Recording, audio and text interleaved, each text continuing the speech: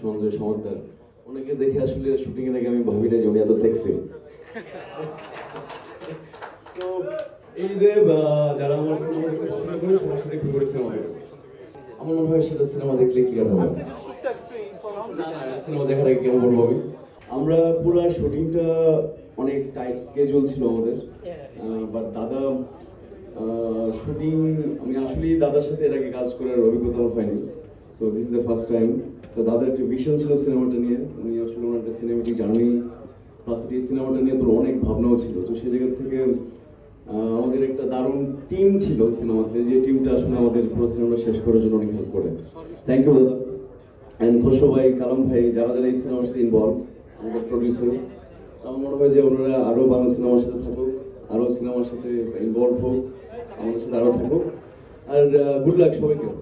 আর আমি স্পেশালি ফারিনকে বলতে চাই, ফারিনের জন্য একটা দারুণ সিনেমা আসতে যাচ্ছে।